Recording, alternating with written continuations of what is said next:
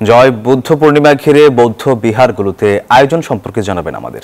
ধন্যবাদ সোহাগ আপনাকে। এর আগের ঘন্টায় কিন্তু আমরা দেখানোর চেষ্টা করেছি বৌদ্ধ মন্দিরে বৌদ্ধ নরনারী যারা আছে তারা ধর্মীয় ভাব গাম্ভীর্যের মধ্য দিয়ে এই দিনটি পালন করছে, যেহেতু ত্রিস্মৃতি বিজড়িত এই দিন অষ্টশীল পঞ্চশীল থেকে নিয়ে বুদ্ধ পূজা থেকে নিয়ে শোভাযাত্রার মধ্য দিয়ে তারা আনুষ্ঠানিকতা শুরু করেছেন। আমার পাশে আছেন ধর্মীয় গুরু আছেন, ডক্টর জৈনবুদ্ধি মহাতেরও আছেন। আমি একটু জানতে চাচ্ছি আজকের এই দিনের যে একটা তাৎপর্য সংক্ষেপে যদি একটু বলবেন। আপনাকে অশেষ ধন্যবাদ, কৃতজ্ঞতা, অভিনন্দন জানাই। আজ সমগ্র বৌদ্ধ বিশ্বে মহামানব গৌতম বুদ্ধের ত্রিস্মৃতি বিজড়িত শুভ বুদ্ধ পূর্ণিমা।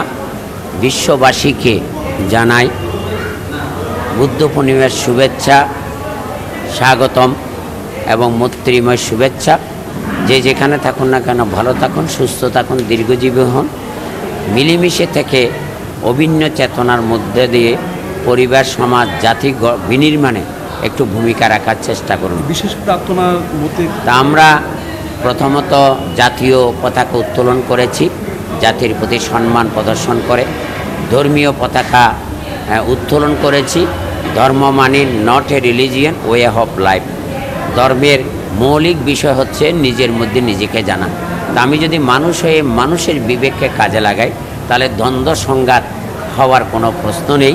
তাই বুদ্ধ বলেছেন জন্মের দ্বারাই কেউ ব্রাহ্মণ এবং চণ্ডাল হয় না, কর্মের দ্বারাই ব্রাহ্মণ এবং চণ্ডাল হয়। তা আমরা যদি কর্মবাদী হয়ে থাকি, কর্ম সকাম কর্ম নয়, নিষ্কাম কর্ম।